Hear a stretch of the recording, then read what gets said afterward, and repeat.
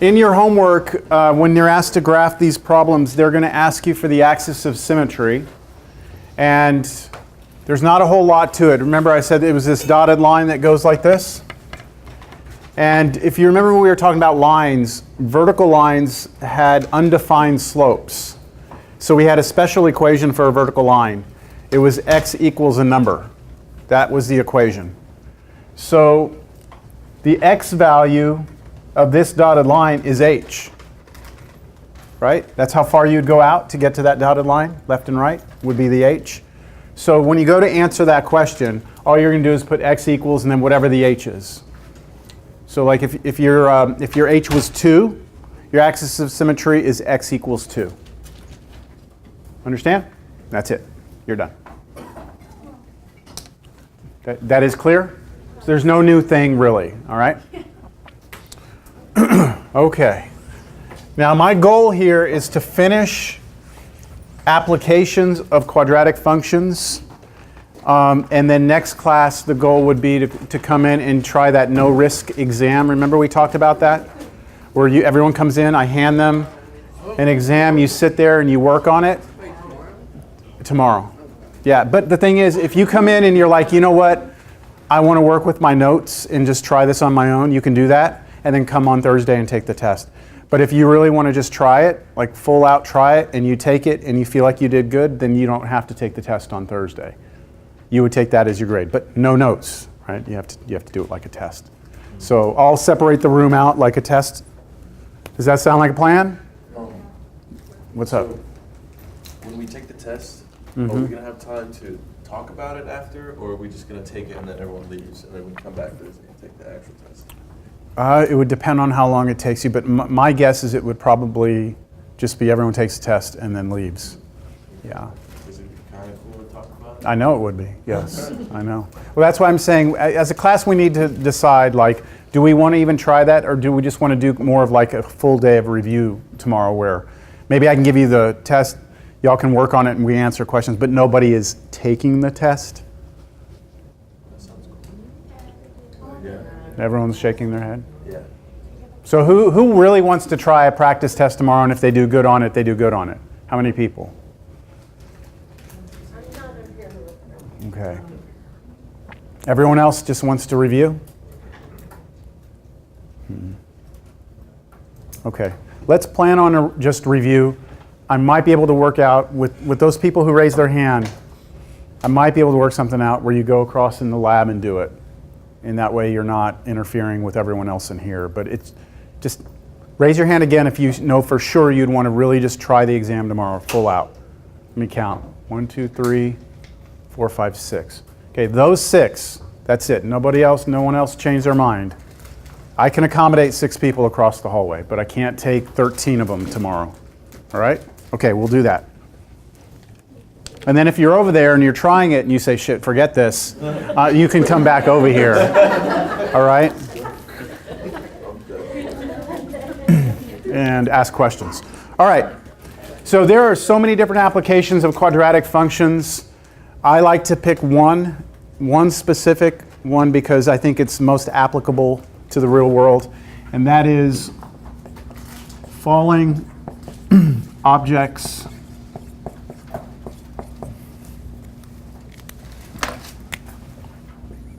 on Earth.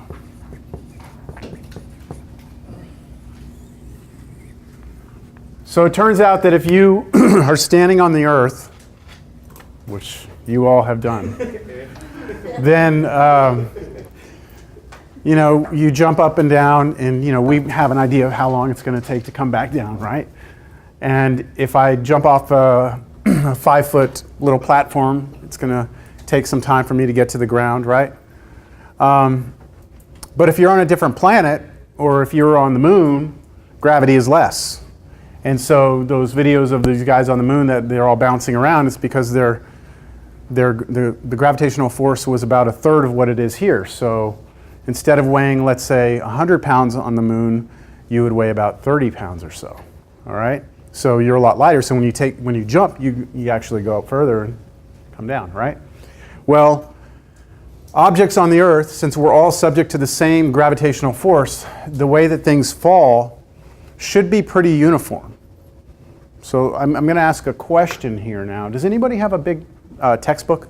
I know this class doesn't have one. Someone's got to have a textbook in their backpack. No one? How small? I just need a textbook. I want a little bigger than that. No? That's the only textbook we have. Okay, we'll take it. We'll take it. Yeah, I don't think it's going to matter. Okay, so here we go. You ready, everyone? We're going to run an experiment. I have a small textbook, and I have a piece of paper, and I'm going to drop these two, and we're going to predict which is going to hit the ground first. Ready? You got it in your mind, which is going to hit the ground first? Yes? You feel confident with that? Okay. Ready, set, go. All right. Did it happen the way you thought it would happen? Yes? Okay. So the ground hits the, the ground hits the book. The book hits the ground before the paper. Why? Air resistance, weight. What do y'all think? Any other answers? It's more solid? What do you mean? Like more? The pencil and the book would hit at the same time? Well, I don't know. Let me try that. A pen and a book. Let me do that. So they hit about at the same time, right? All right, so here's the deal. It has nothing to do with the weight. The weight has nothing to do with it at all. All right? It has everything to do with the air and the impact that the air has. If you've ever driven down the road at 50 miles an hour, or 80, 85, then you roll down your window and you stick your hand out, what happens? Right? And then you do that thing for a while. That's pretty cool, right? So that's because the air is like water. You put your hand through water, you feel it. Air is like the same thing. So when you let go of this, the air, it's almost like trying to drop things through water. You've seen them go down through the water like that. The air has more of an impact on this than it does on this. But it has nothing to do with the weight. And I can prove it to you. Right now I can prove it to you. So if you think it's because this is heavier, right? If that's why you think this drops faster, then if I put this paper on top of this and I do not tape it or glue it, just set it on there. If you think it's the weight, then when I drop these, the book should fall away from the paper faster, shouldn't it? If you think it's the weight, okay? All right, so what happened there is that the book moved the air out of the way as it was dropping, and so this was no longer under the influence of the air at all, so it was free to fall without the air slowing it down. Now, here you go.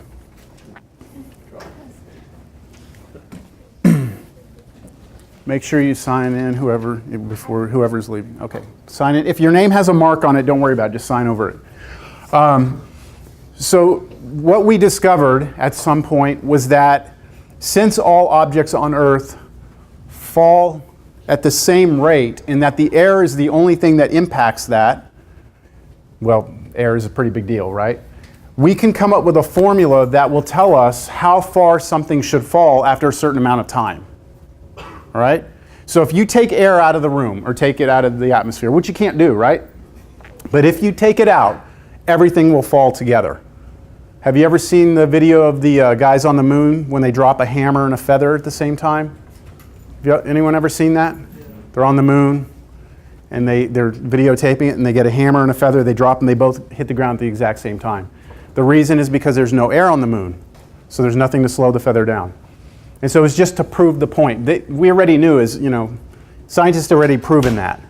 But it was kind of like like we were telling you for a long time, like the Earth was not the center of the universe, and you didn't believe us, and now, you think that it's weight, and here it is, we're just proving it to you, okay? So if you drop something, just think about this for a second. If you had a building and you were standing here and you wanted to drop something off this building, after the first second it would go a certain distance, wouldn't it? After another second, would it go the same distance? It's going to travel further in the second than it did in the first second, right? And then in the next second, it's going to travel even further. So it's speeding up as it goes, right? And so it's not linear. It's not like when you get paid, you get so much per hour. So you make $20 an hour. In 2 hours, you make 40. In 3 hours, you make 60, right? It's not linear. It's not 10 feet each second. It increases. Well, it turns out that it is quadratic. And that means that there is a formula for it. And this is the formula. D of t equals negative 16 t squared plus v sub naught, or v naught, or v sub 0. Just put v with the subscript of 0 there, plus d subscript 0. That is it. Now I have to explain to you what all of these things mean, all right, before we can proceed.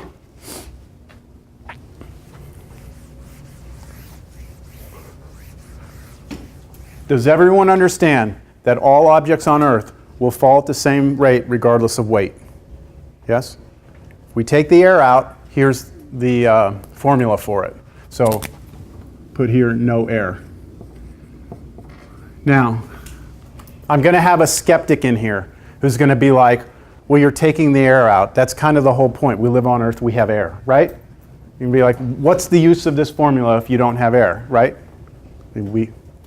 How can we use it? I mean, we live in a place where there's air, so we have to take that into account, don't we?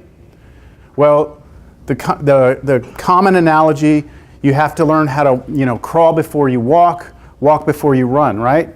This is a very simple formula. Now, you want me to put air in there? This formula is not going to be quadratic anymore, and it's not going to be as easy to work with.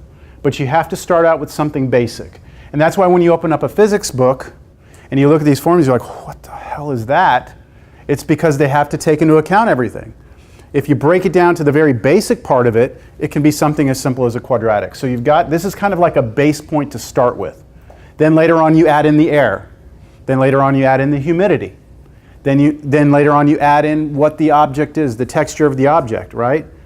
What's the difference between a feather and a piece of paper, right? So there's a lot of dynamic things that could be happening. But it just gets very complicated. So we start here. All right? So let me explain each of these letters up here. First of all, let's start with t. T is time, and it's measured in seconds. And I'm going to put over here what we've been looking at, quadratics, just to try and show you that we have a quadratic function. It just looks different here. T is like the x over here. All right, t is our variable. Seconds. D sub 0 is our initial height, and this is in feet.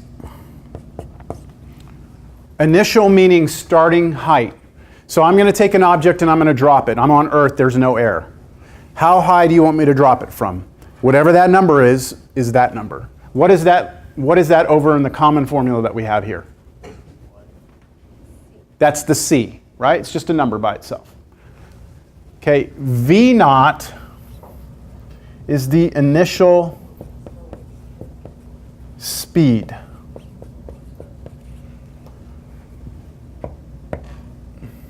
This is measured in feet per second. And I have to add something to this. If positive, so I'm putting a little plus symbol with the circle around it to represent positive. If it's a positive number, then it's up. If it's a negative number, it's down. Now let me explain what I mean by that, because that is usually confusing to students. I'm gonna do this with markers, okay, because it's easier to understand. If I take this marker and I lift it up, let's say 5 feet off the ground, then d naught, by the way, we say that like this, d naught. D naught, not meaning nothing, meaning 0. Initial starting point time is 0. That's what that comes from. All right, so if I have this at 5 feet, then d naught is 5, right? And if I just let it go, did it have an initial speed? No, it didn't. I just let it go. So v naught would have been what? 0, and that would have killed off this term completely. Understand? This one, I'm going to just let go. This one, I'm going to throw down. Which is going to get there first? The one I throw down, right? Okay, I gave it an initial speed, right? And it was downward. Whatever that speed is, if it's a downward speed, you're going to put it in as a negative number. Now, if it's upward, then you're going to put it as a positive. So what if the same speed I threw it down with, I throw it up with? Then this one's going to get there afterward, right? So to account for that, it's the plus or the minus there. With me? Okay. What's next? So V naught is like what over here? B, right? It's the B. Now, notice that here, the A is always negative 16. I wonder what that comes from. Why is it always negative 16? What do you think that has to do with? Gravity. That's right. If we're on Earth, this is negative 16. If we're on a different planet, it's a different number. All right? Depending on which planet you're on. So we don't, for falling objects on Earth, we do not have any control over this number. It's always going to be negative 16, which means that if we look at this as a parabola, it opens down, right? Well, that just makes sense, right? It's when you start something, right? Let's say you start from this height, and here's time. If I throw it, or sorry, if I just let it go, it's going to start falling, right? As time goes on, it falls. Boom. I could also have this scenario. I throw it up into the air, right? And then it comes back down. But there's no way to get the parabola to open up. That'd be a weird planet, right? You let it go, it goes up. Like, whoa, shit. Okay, so that's where we are. Now, what is d of t? D of t is exactly the height of the object at t seconds. And it's measured in feet.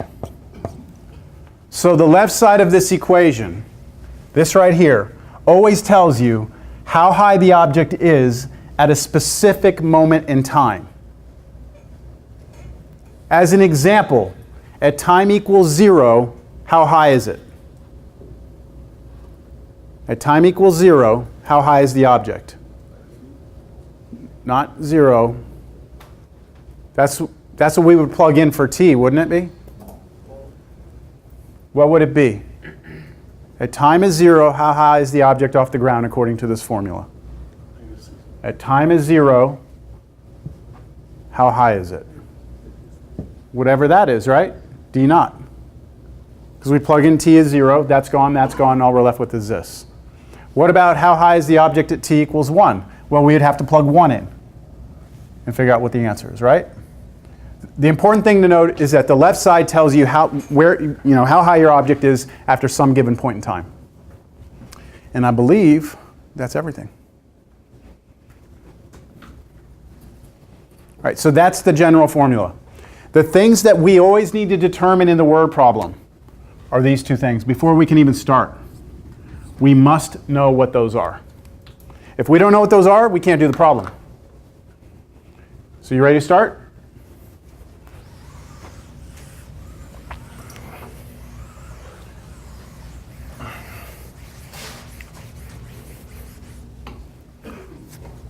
Example. A ball is thrown upward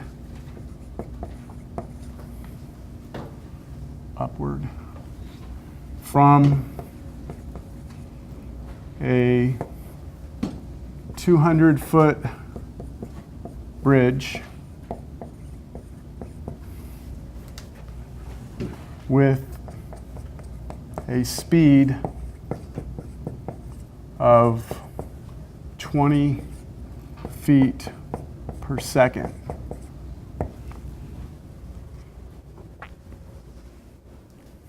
I'll draw a picture. I like pictures. You like pictures?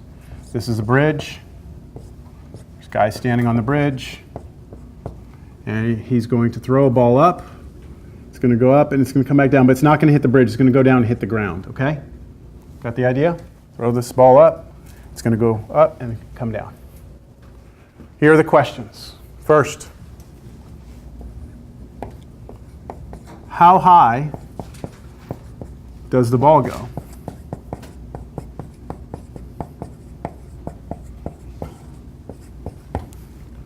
B, when does it reach maximum height?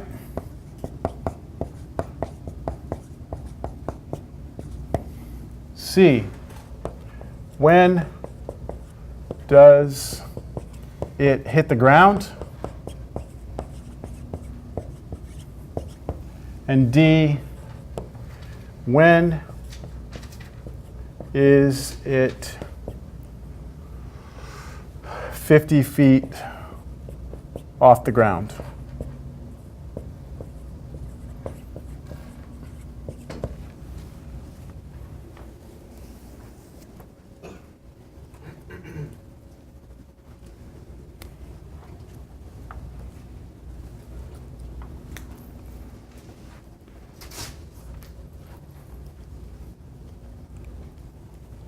Some of the word problems in the homework start off by just giving you a quadratic function and asking you questions.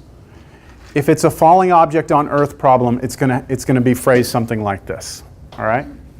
So just keep in mind, we're only talking right now about falling objects on Earth.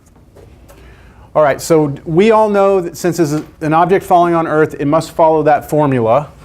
The formula looks like this: d of t equals negative 16 t squared plus v naught t plus d naught, right? That's our formula. I told you that we have to know what v naught and d naught were in order to do the problem. Do we know either one of those? Yes? What are they? V is 20. V naught is 20. Is it positive or negative? Positive, because the ball was thrown upward. And d naught is, how high was that bridge? 200. We're assuming it's thrown from 200 feet. Now, you could say, well, wait, if the person was holding it, it was a little bit higher than the ground. Let's just agree it was from 200 feet, it went up, okay? All right, so now what I'd like to do is I'd like to rewrite this formula, replacing V naught and D naught with the actual values, and then we can start answering the questions. So up here, I'll write the function. D of t equals negative 16t squared plus 20t plus 200.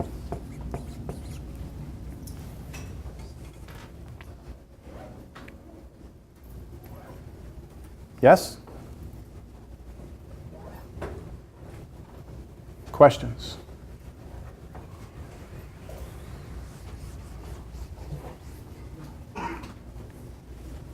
The next thing I'm going to tell you is probably the most important thing I could tell you the entire semester. I mean, the most important, but let's just wait for a second. She's not even paying attention. Never mind. Okay. Which way does this parabola open? Down. Down, right? So I know if I draw this, it's going to open down, right? And because of the word problem, the way it's phrased, if I'm assuming that this thing opens down like this, then this point's really important, isn't it? That would represent the highest point, right? So look at this. When it says, how high does the ball go? What is it really asking for? The whole vertex? The highest point, right? It's the y value of the vertex. Right? Remember, this is a point, h, k. Isn't k The distance from here to here? Yes? And remember, on this graph, instead of having a variable of x, what's our variable? T, right? Time is this way. And then up here, this is our what? Distance. That's our height. So we've got height is the y-axis, and time is the x-axis. So when they're asking how high does the ball go, that's just a hidden way of saying for us to find k, isn't it? But we know we can't find k unless we find h, right? When does the ball reach its maximum height? When? Time.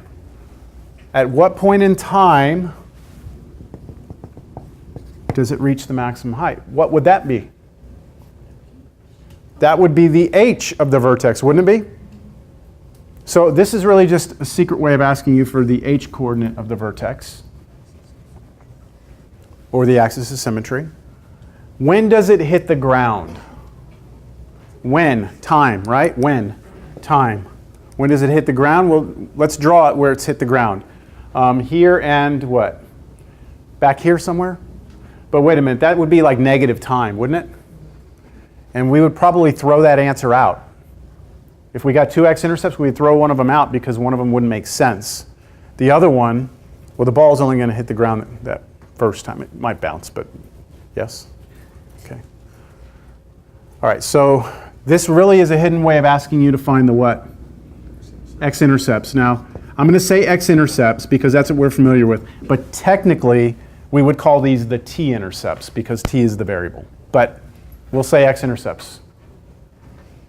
When is it 50 feet off the ground? This one's the hardest one to interpret. When is it 50 feet? Let's say 50 feet's right here, right? The question is, this is 50, what's this, right? What do you plug in to get 50? 50 is the output, right? What you're going to do is you're going to take this function, exactly, and you're going to set it equal to 50. Do you remember what you do to find the x-intercepts? You set the function equal to what? 0. Because you're saying, okay, when is the ball at 0? If I say when is the ball 50, you're going to set the function equal to 50. If I say when is the ball 100 feet off the ground, you're going to take the function, set it equal to 100. Now, I don't think I'm going to work through this. This is a take-home quiz. All right? You just got to finish all the work. I already told you all you have to do, right? So you need to go home, you need to find h and k, put them in there. Just make sure that you answer the problem with the correct units. Like this, I'll give you help on the first one. Whatever this number is, your answer should be that number feet, right? And then the next one should be, you think through the next, okay? Do you think you can handle that? That's due next class at the beginning. All right, let's work through another problem. All right, can we do that? Yes? Okay, so this might seem a little irrelevant. Do you just automatically assume that whatever you're throwing will reach a height of 0 at some point? So like you're throwing off the bridge. Technically it could land on the bridge, but are we assuming for the sake of the problem that... For the sake of the problem, I'm throwing the ball in a way which it will come off the bridge and then go down and hit the ground. Which actually brings a more profound question into play here. This is a pretty big deal. Let's say I take these two markers and I drop them exactly the same time. They will both hit the ground exactly the same time, right? Yeah, we all agree? All right.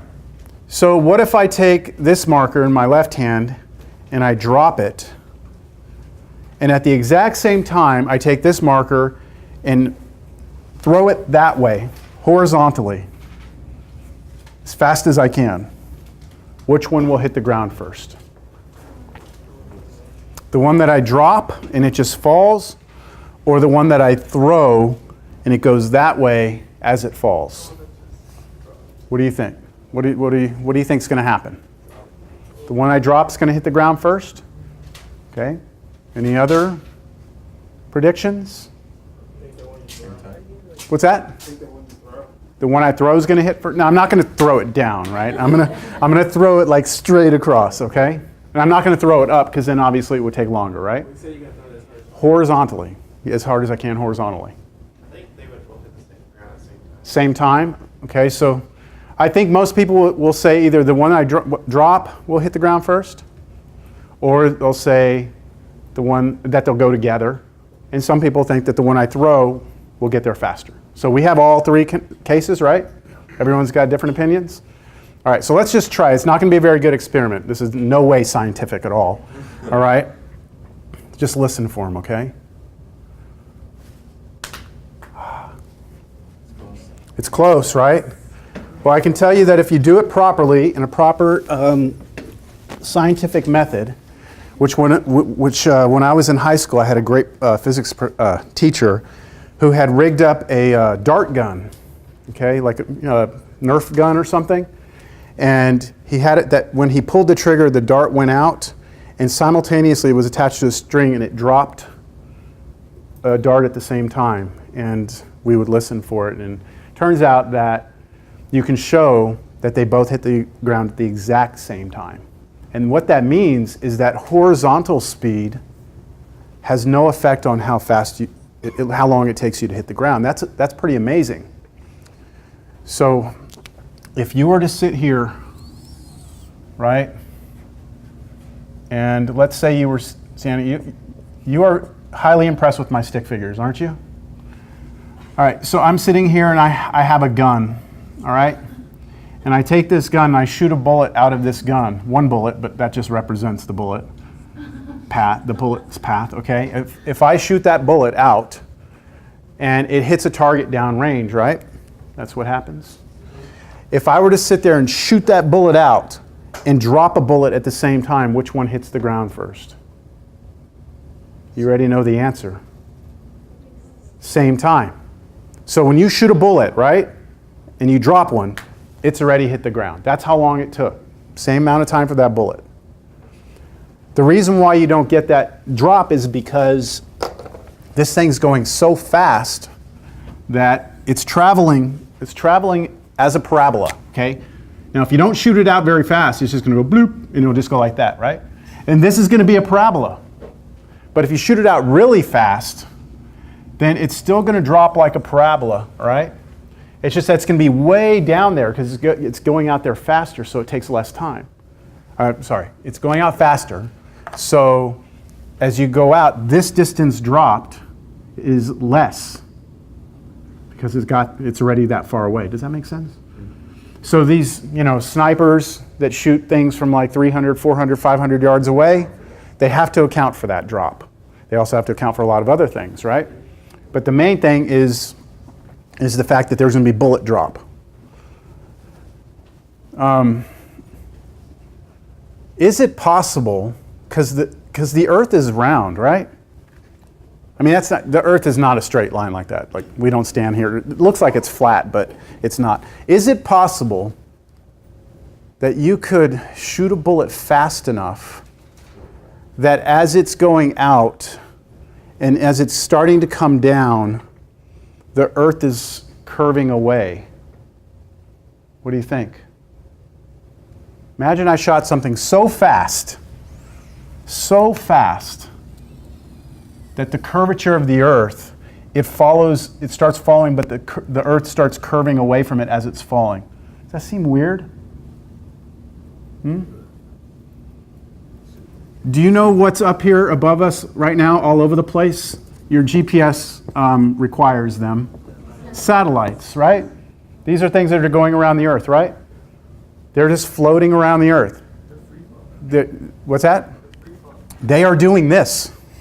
We shoot them out there at a certain speed, and then we turn off the rockets, and what's happening is that they start to fall towards the Earth, but the Earth starts to curve away from them, and they get stuck in this continuous falling motion. And that is what orbit is around a planet. And that's what our satellites are doing. Now, if you can get them, so imagine these things are falling around the Earth. If you can get them just perfect, the Earth is turning, right? Let's say the Earth is turning. If you can get them perfectly aligned and at the right speed, then they will not only be falling, but they will actually be going at the same speed as the Earth is turning. And then you have stationary satellites that sit over the same spot all the time.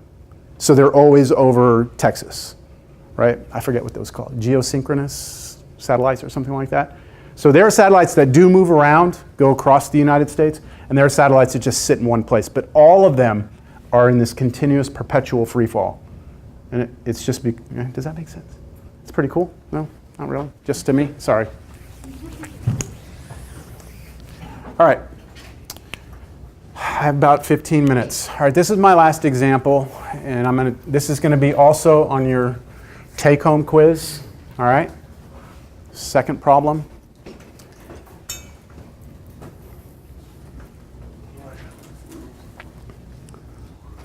Now, I've been using this example for a long time. I usually do it to keep people like involved in the lecture, kind of like the kids on the bus thing, I know.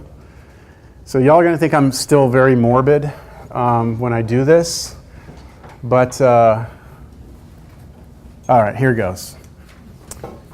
It's almost September 11th. We're getting close, right? We're getting close. Does anybody know how tall those buildings were? Okay, anyone has the permission to get on your phone real quick and just look it up. I know you can do it. You can find 2 Pokemons in 10 minutes. I'm sure you can figure out how tall the World Trade Center was in less than 20 seconds.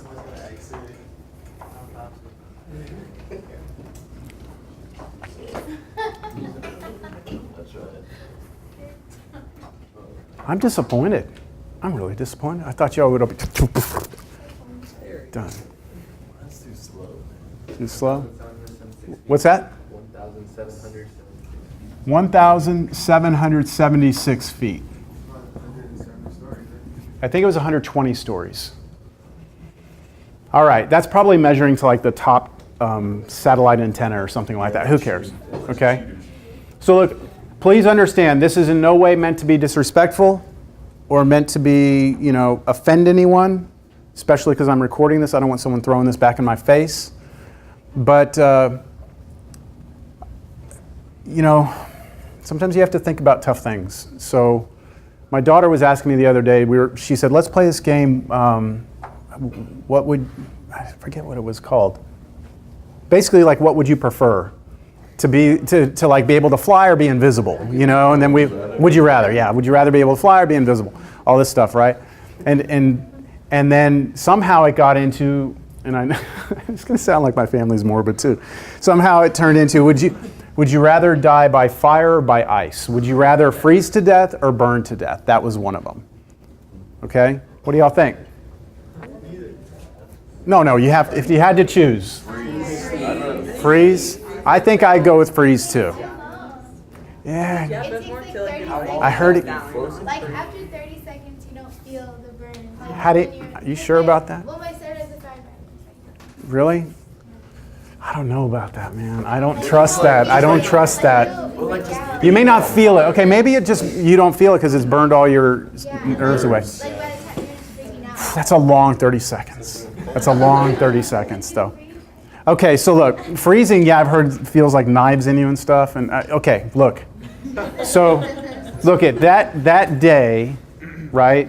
People had to make decisions, right? Some people had to make a decision of basically, are they going to go by fire or are they going to go by jumping off the building, right? So,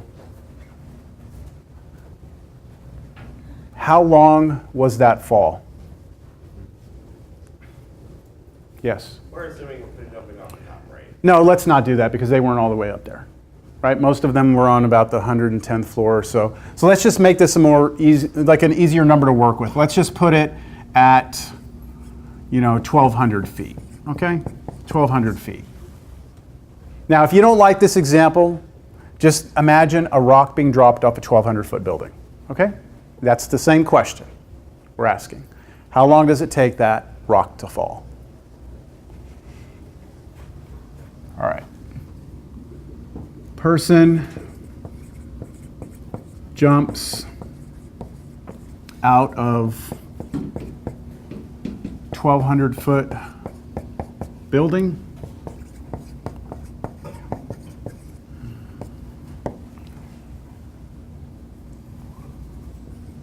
A, what's the max height? B, when is the max height? Same questions as the problem before. C, what was C? When did it hit the ground? When do they hit the ground?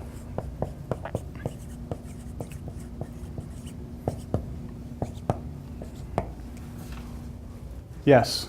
Do we want the D of when at H? Pardon me? Do we want the D? Do we want the D? Which you want the D? When at whatever height you specified, what time would they be? Oh, no, that last one. Sorry, part D. Part D. No, we'll just leave it at this one. Okay? So look. In the last problem, I said a ball was thrown upward at a certain speed, right? I missed something big, I guess. So sad. Should I have missed it? Yeah. Okay, thank you. Okay, thank you.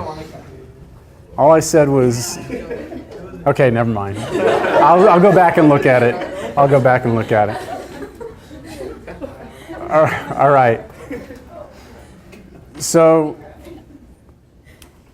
in the last problem, I said the ball was thrown upward with a speed of 20 feet per second from a 200-foot bridge. In this problem, I have not given you that much information, have I? All I've given you is the height, which is 1,200 feet. That number represents what?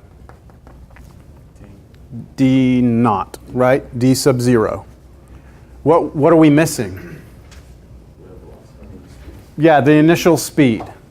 So this comes down to that thing with, dropping the pen. Do I just drop it? Do I throw it down? Do I throw it up? Person jumping out of a building. I mean, who knows, right? Who knows? We can just say probably 0 initial velocity, just like dropping a marker.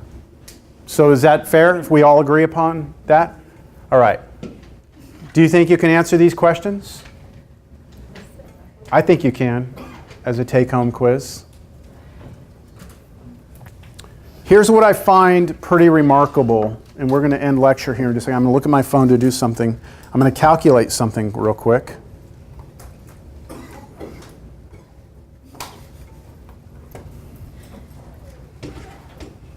Okay, that's right.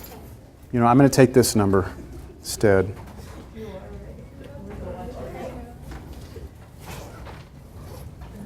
Yeah. All right, so here's what I'm going to end on. Your answer for how long it takes to hit the ground should be greater than 8 seconds and less than 11 or 12 seconds. So it should be somewhere between 8 and 12 seconds. All right? I'm just giving you a range. If you look back at the video of this, not of people jumping, but of the building actually coming down, have you ever watched it? Like, I know a lot of us try and avoid it, but have you ever thought that, man, it takes a while for it to come down, or does it seem like it comes down fast? What do you think? It does pretty quick.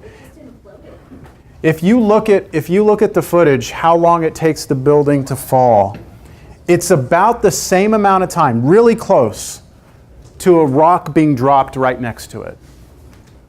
Now, what is amazing about that is that when you drop a rock, the only thing acting on it is gravity, right? And it'll take the rock, let's say, 11 seconds to fall. What I'm telling you is that the building took the same amount of time as the rock. Don't you think it should have taken longer? Doesn't it have to actually destroy itself as it compresses down, right? Think about, I don't know if you've ever put your hands on an I-beam that is like an I-beam, like those metal I-beams that they put in this, in the World Trade Center. Just the mass there, the amount of structural force you had there. The forces involved for that thing to come down. I'm saying this because I've always found it's totally mind-boggling the amount of force that was released when that building fell. so much force that it can compress itself down to nothing as fast as just a rock falling next to it. There was just so much energy that all those huge columns of concrete and metal rebar were nothing. They couldn't stop the gravitational energy pulling that building down. You would think, towards the end there was some stuff left at the bottom, but most of it came down. Amazing, amazing amounts of energy in that. Pardon? The momentum of everything. Yeah. Keeps Just building. that it was that one floor. Once that first floor fell, everything above it, all that force, and then everything else after that was done. Unless you're a conspiracy theorist or something like that. Okay, these two problems are due next class at the beginning. We will review, except for 6 people. When it comes to the applications, do the homework, okay, just to get practice. But I can tell you right now that on the test, I'm going to give you a problem with falling objects. That's what will be on the test. Okay, everyone have a good day. Sorry about being so morbid. I'm not trying to, but